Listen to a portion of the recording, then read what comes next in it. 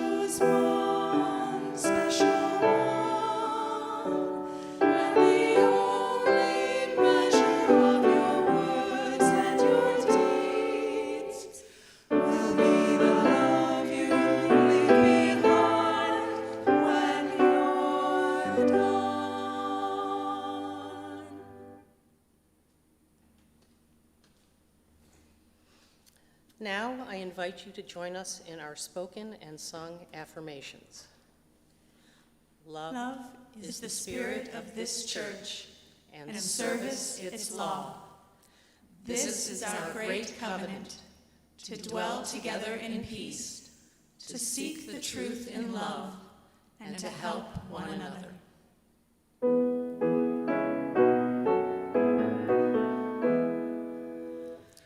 From all who dwell below the skies, let songs of hope and faith arise. Let peace, goodwill on earth be sung, through every land, by every tongue.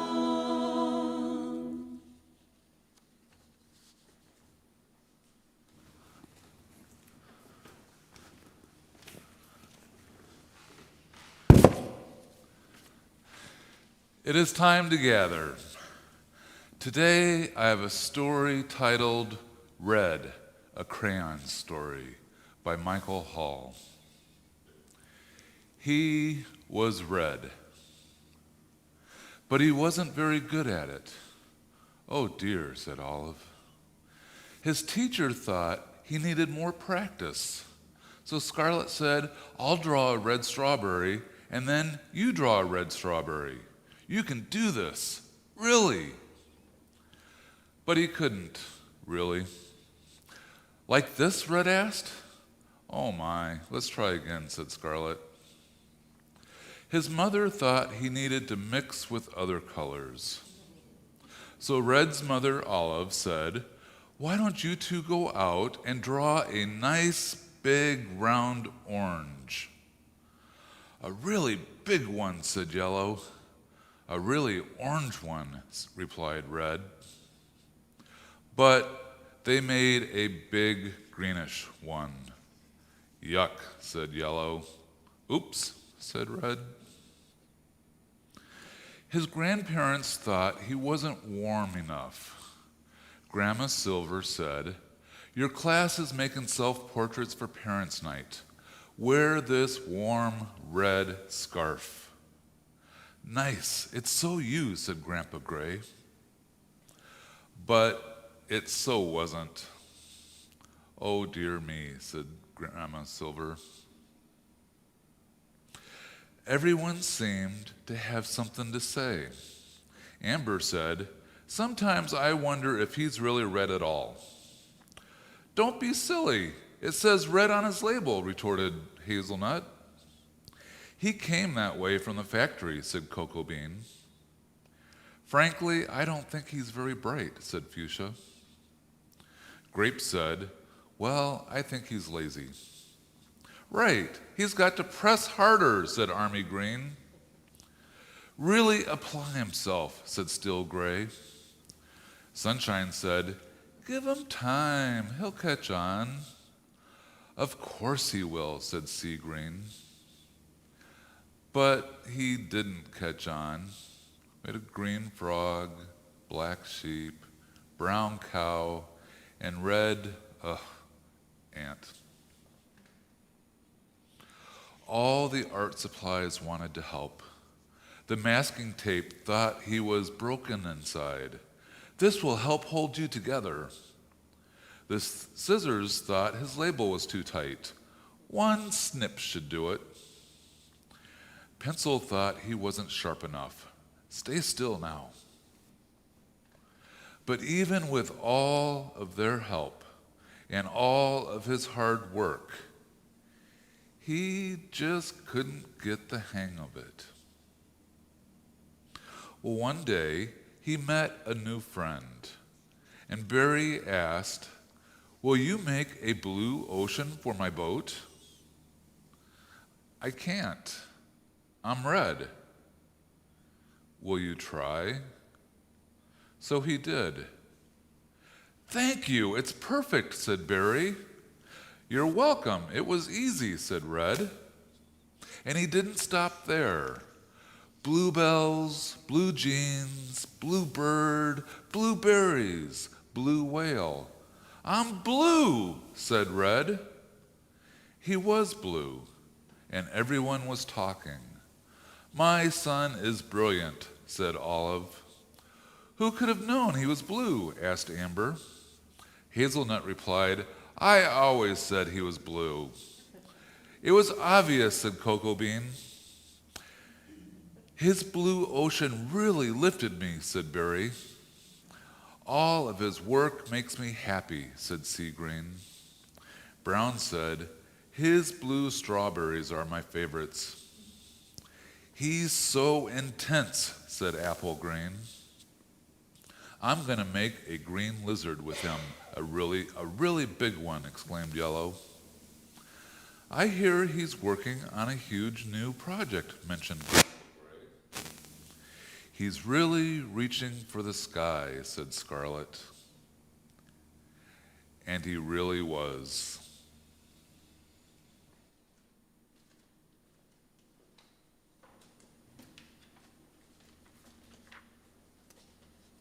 Love that story. This morning, we are fortunate to have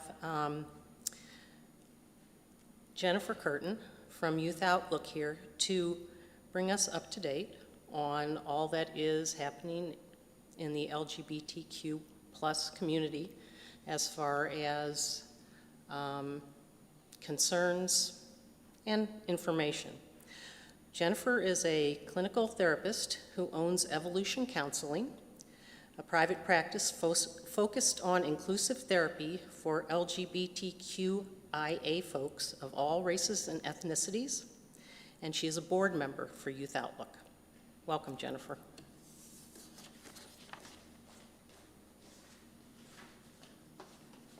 Thank you, Katie, and thank you to everybody at DUC for inviting me here today.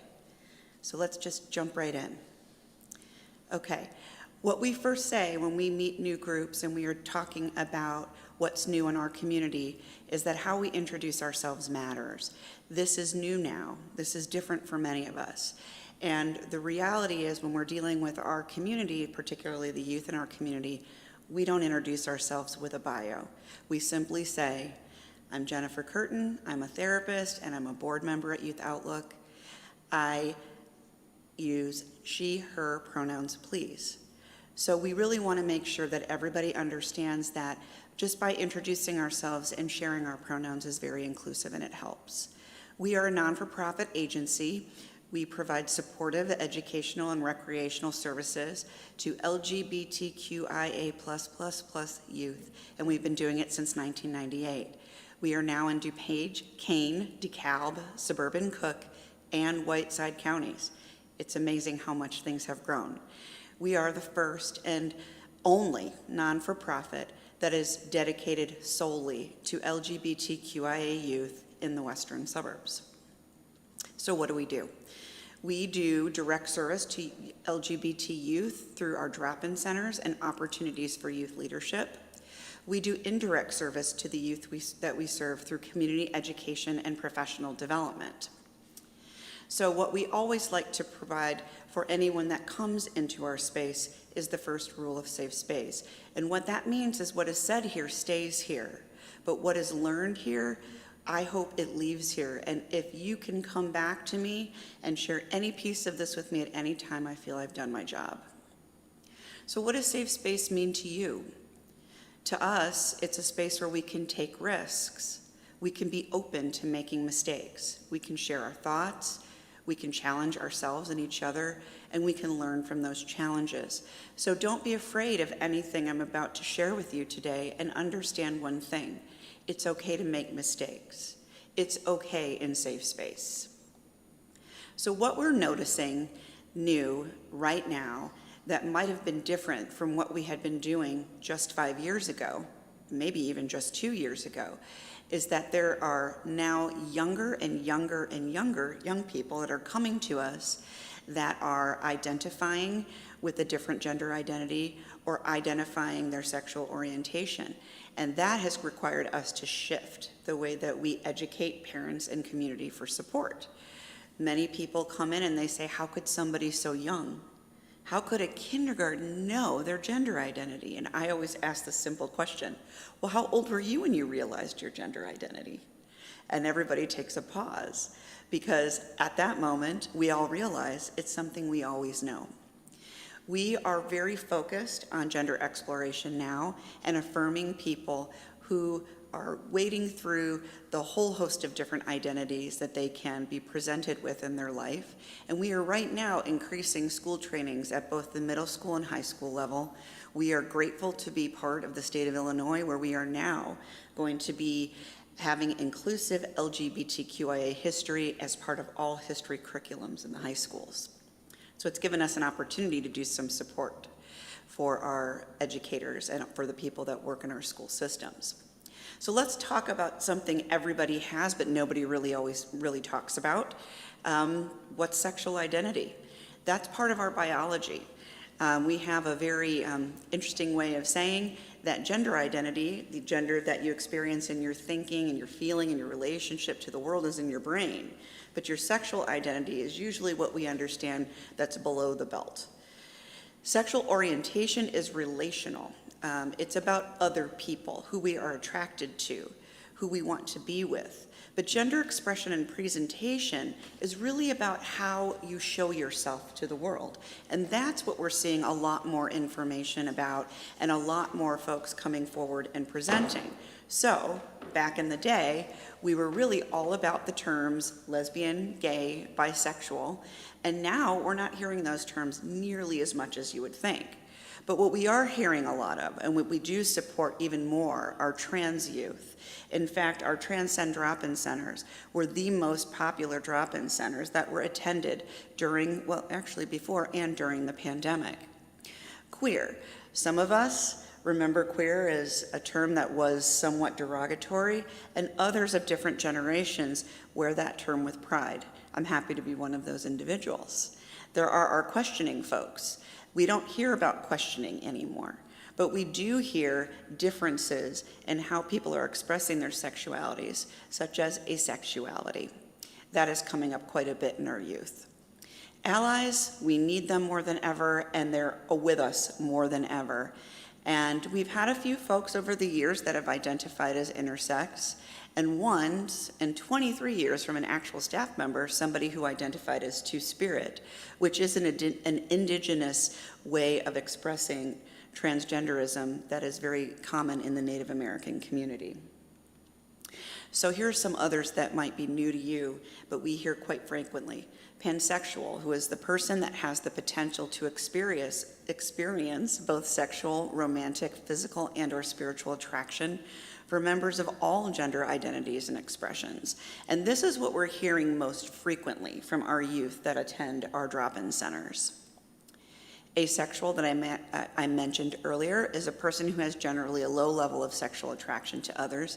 This doesn't mean that they don't participate in sexual activities, but we're seeing more and more kids come into the drop-in centers identifying as asexual, or more commonly referred to as ace. There are lots of different variations of asexuality, and it exists on a spectrum just as all sexuality and gender identity does. Transgender folks are people whose gender, which is what we experience in the mind, differs from the sex that they were assigned at birth. And this is what I was saying some of our biggest groups are. Those are both in our Transcend groups in Naperville and in Palatine. This is a community that I serve very, very much so in my therapy practice as well. And this is exactly the kind of expression that we're noticing in kids as little as 4. Non-binary is the umbrella term that reflects gender identities that don't fit that accepted binary of male and female. People may not know this, but not only sexuality, but gender is a spectrum.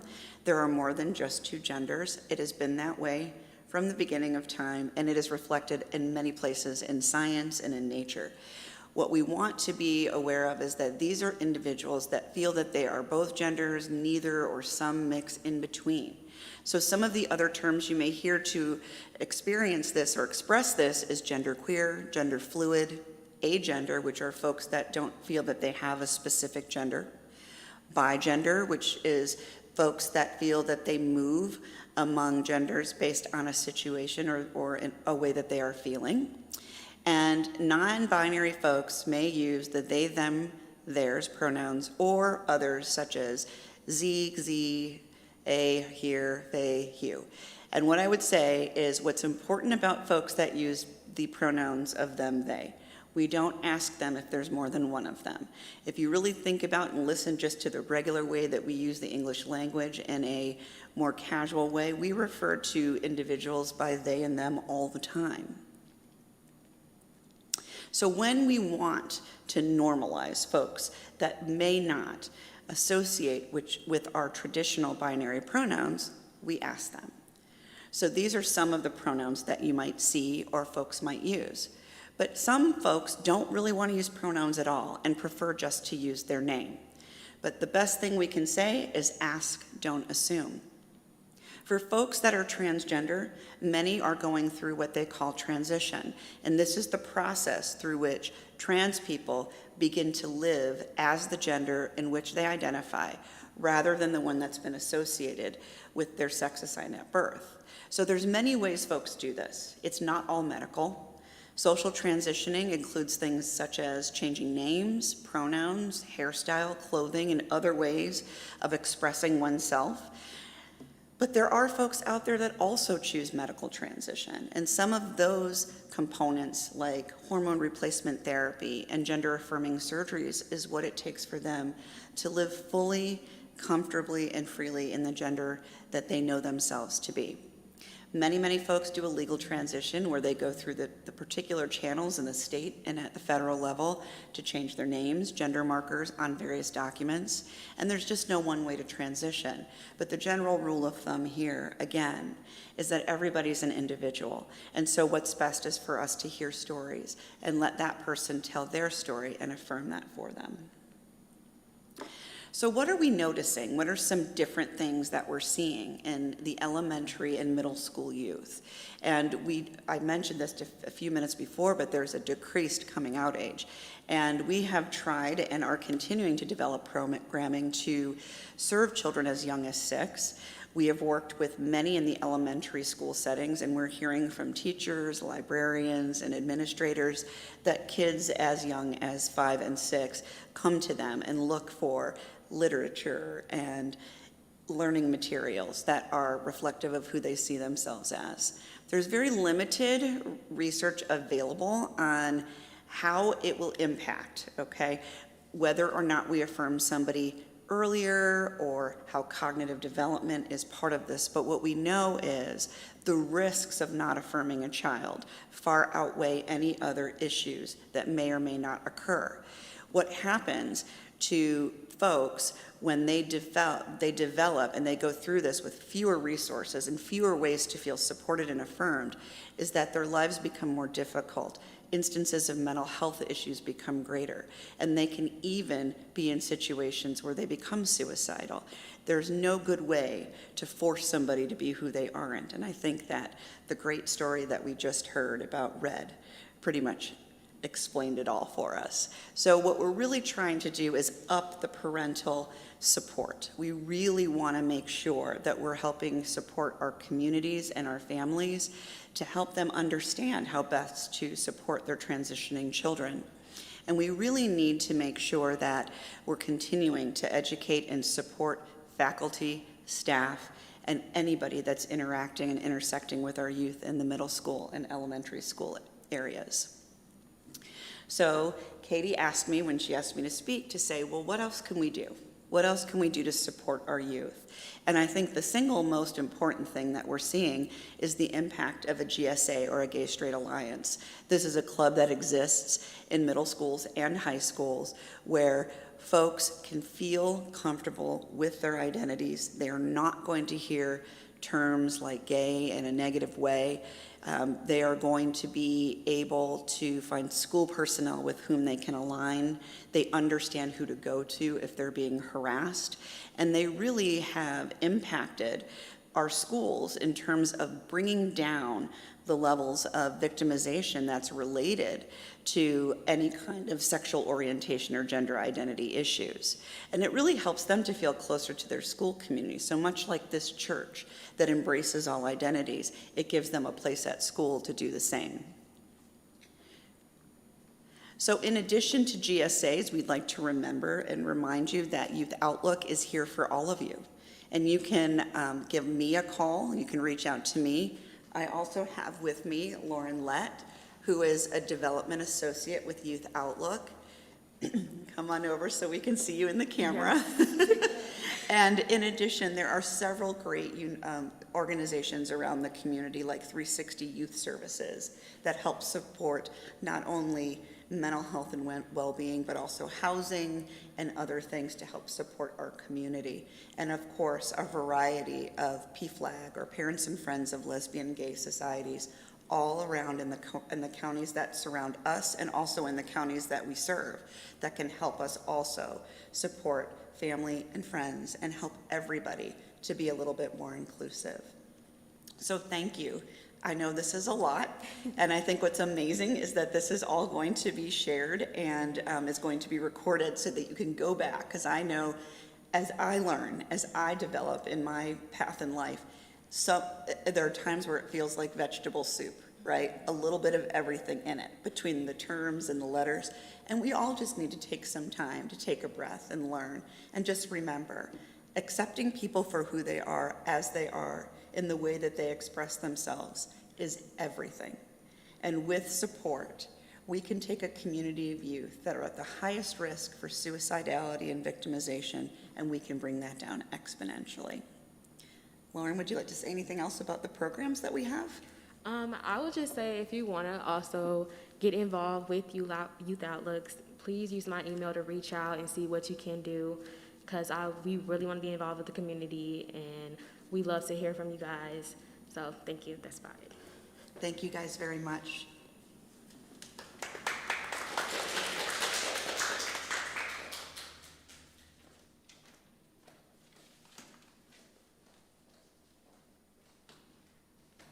Thank you both so much. This is a reading that I chose because it spoke to me. By Jacqueline Lyon. I am 25 and I've never been in love.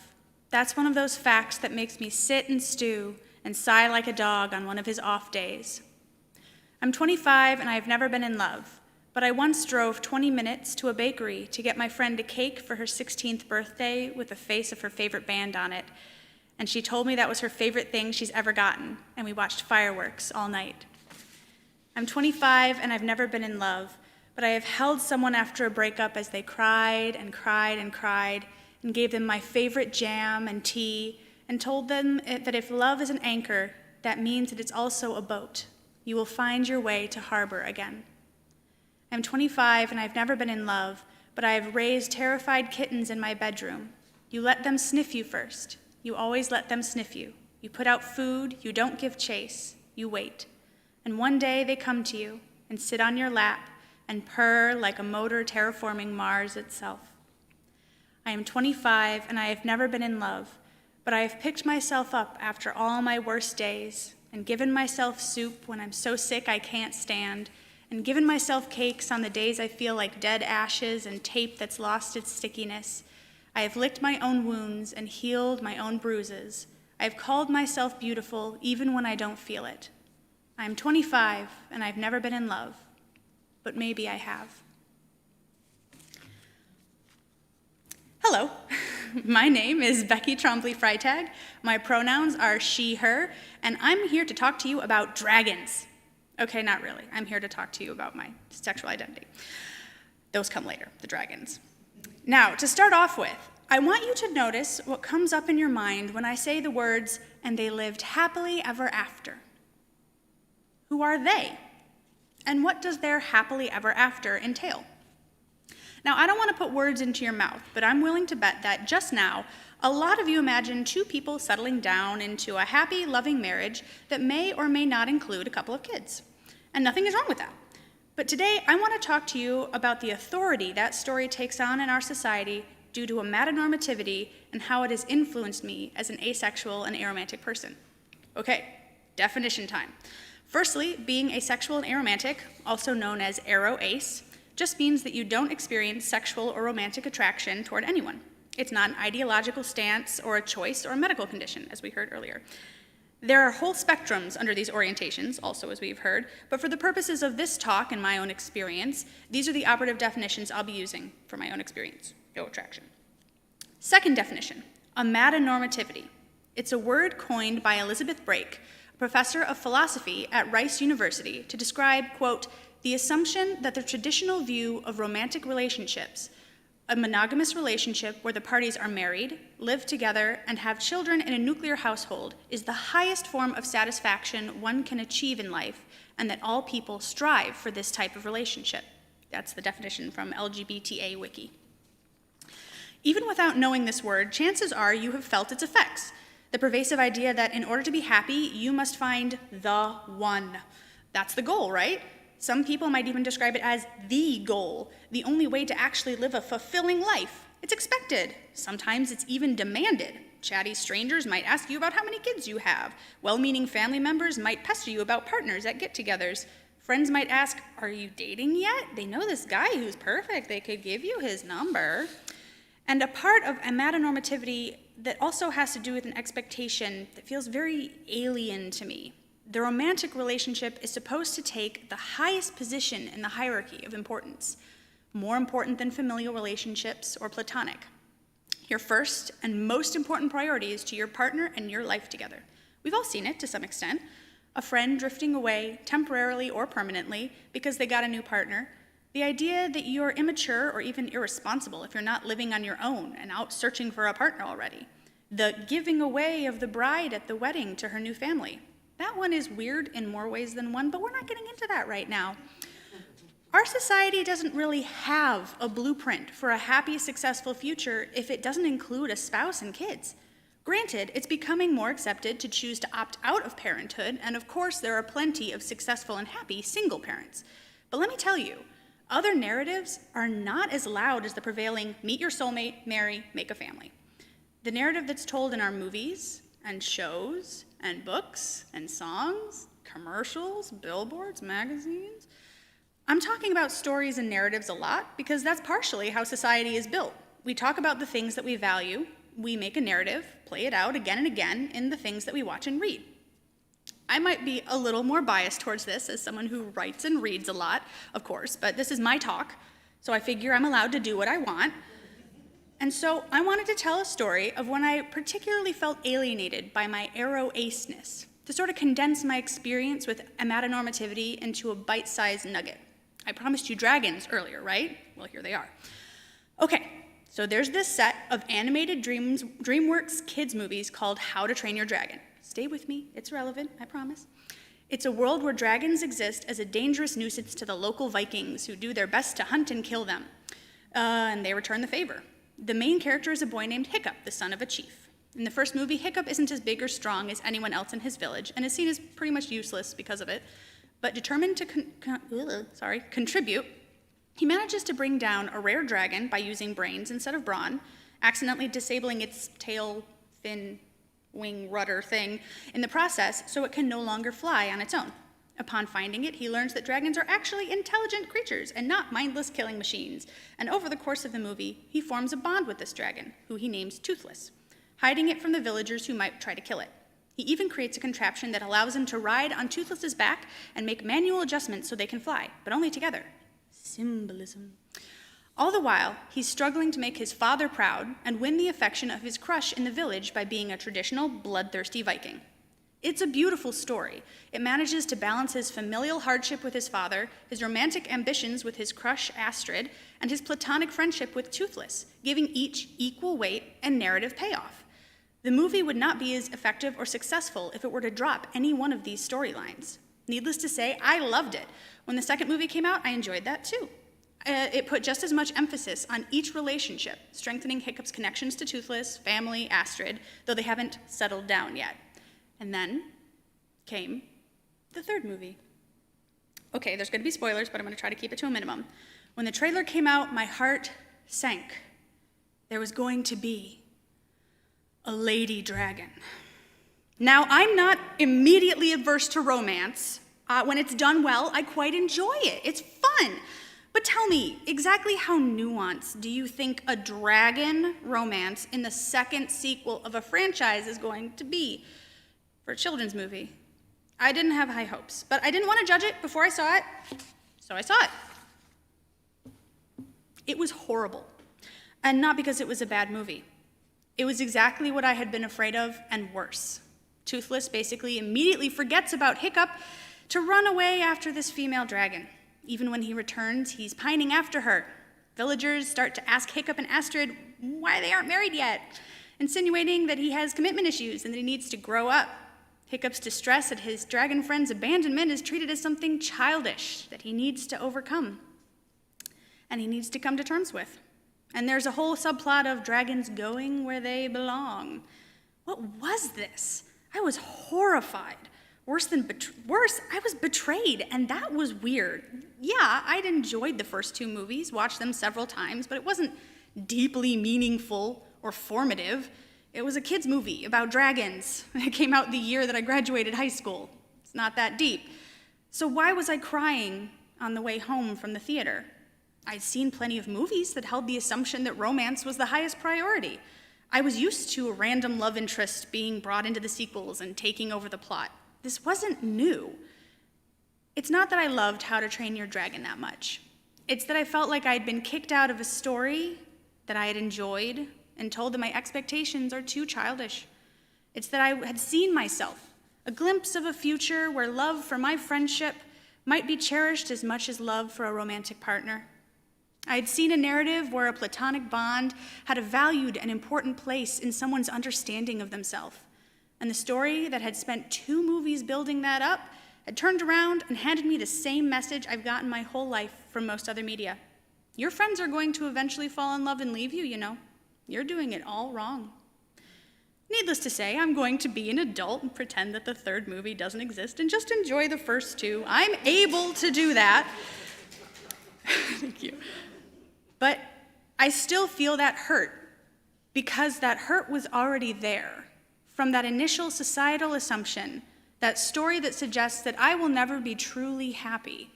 I'm very lucky to have the family, friends, and community that I have. I feel valued and appreciated. My friends and I communicate clearly, and I know that I will always have a place with them, and here, of course. Logically, I know all this.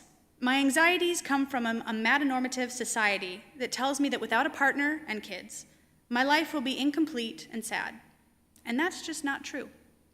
So, if I were to give you homework, which I will, I would say, reconsider what makes a happy ending happy, and wonder about all the stories we hardly hear about at all. And go watch How to Train Your Dragon, but only the first 2.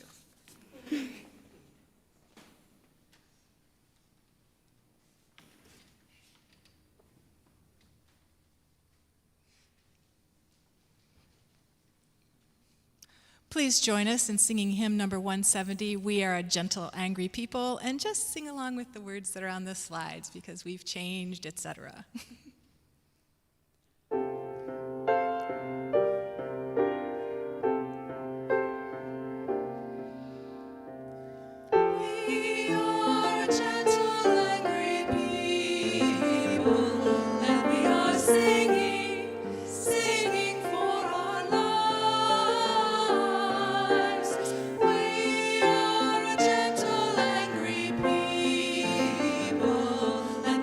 Singing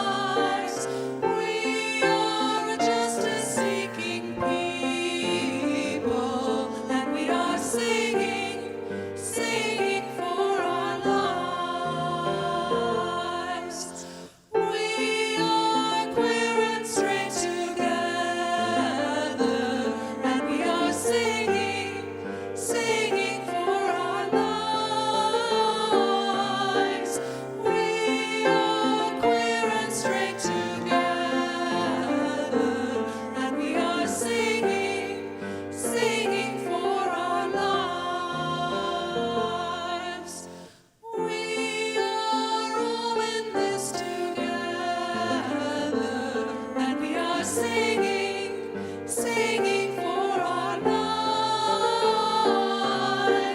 We are all in this together, and we are singing, singing for our lives.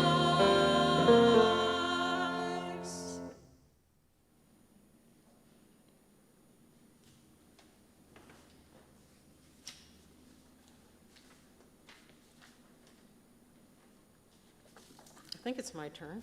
Let's see. Okay. A lot up and down, running around. Go placidly amid the noise and haste, and remember what peace there may be in silence. As far as possible, without surrender, be on good terms with all persons. Speak your truth quietly and clearly, and listen to others. Even the dull and the ignorant, they too have their story. You are a child of the universe, no less than the trees and the stars. You have a right to be here. And whether or not it is clear to you, no doubt the universe is unfolding as it should. Therefore, be at peace with God, whatever you conceive him to be, and whatever your labors and aspirations in the noisy confusion of life, keep peace with your soul. And that's an excerpt from Desiderata by Max Ehrmann. Thank you.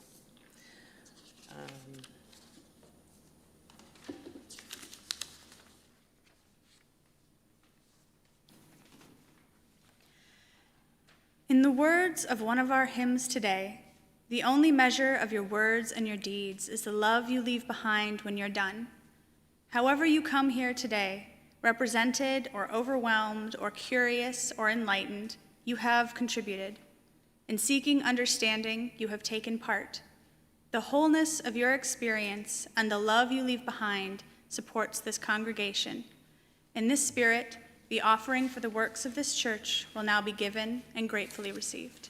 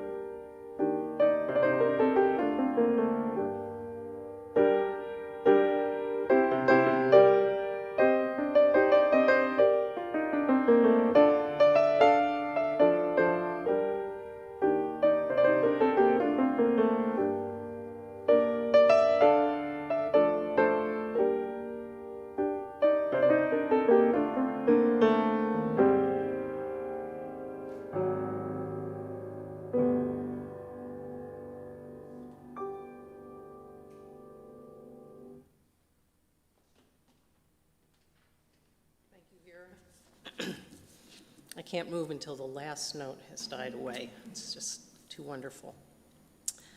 I'm Katie Hay. I am the clerk here at DUUC, and I would just like to tell you a little bit about myself. What I'm going to tell you about today is how fortunate I am, and I'm fortunate in many, many ways. The blessing I want to share with you today is my coming out experience. And I need to preface this with, this was 30 years ago. So I came out after a 12-year marriage and 2 children.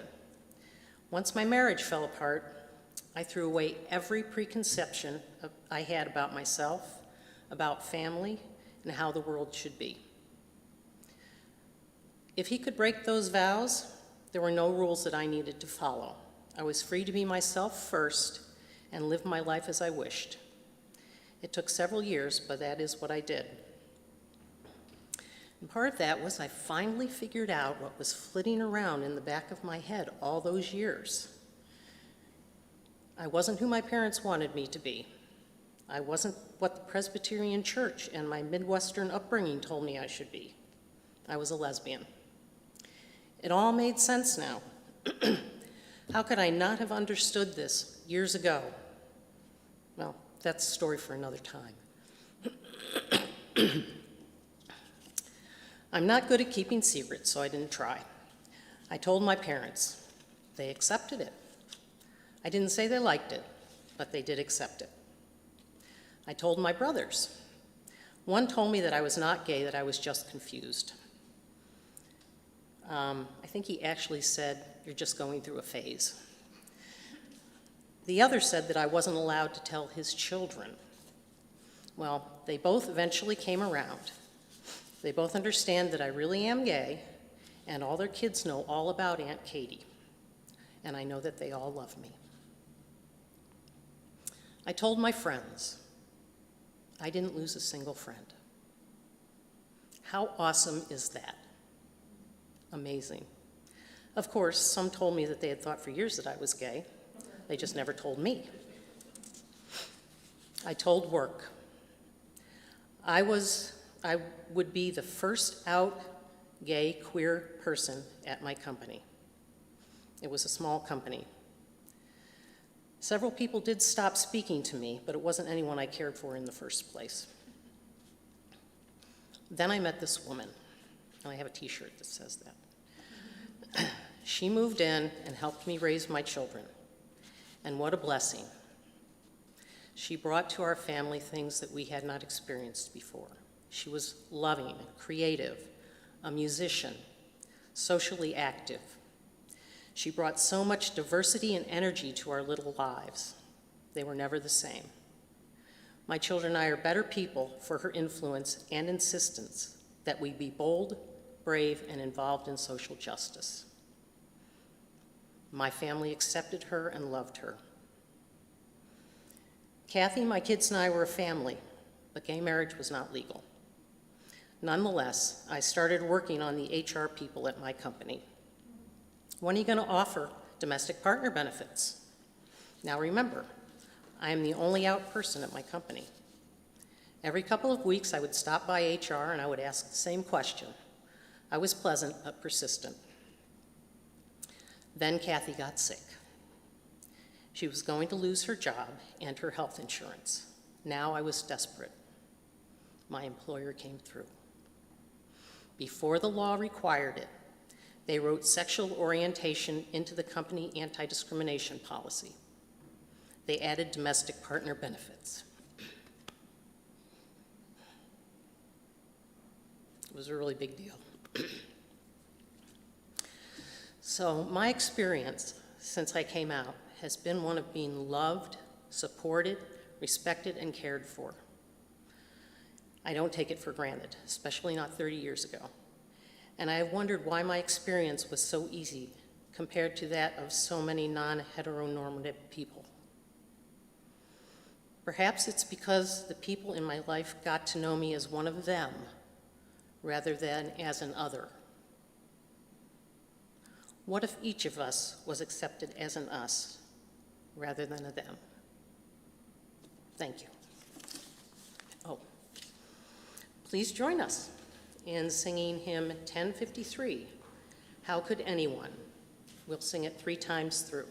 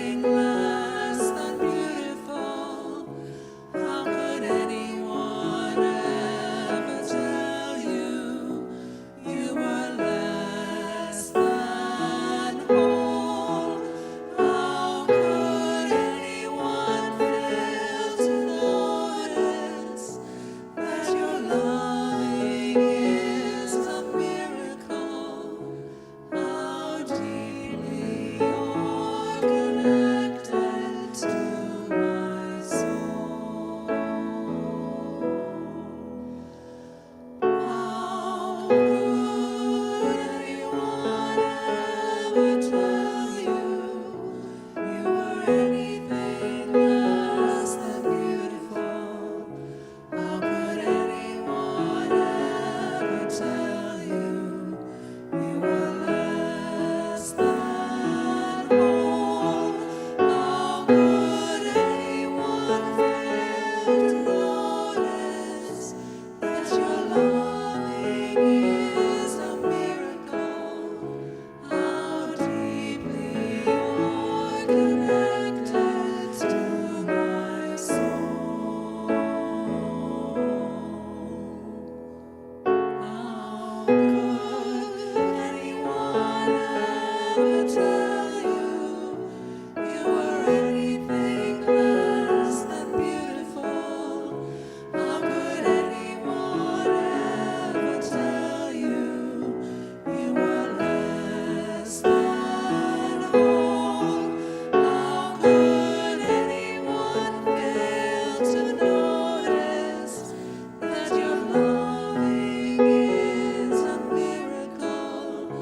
How deeply you're connected to my soul.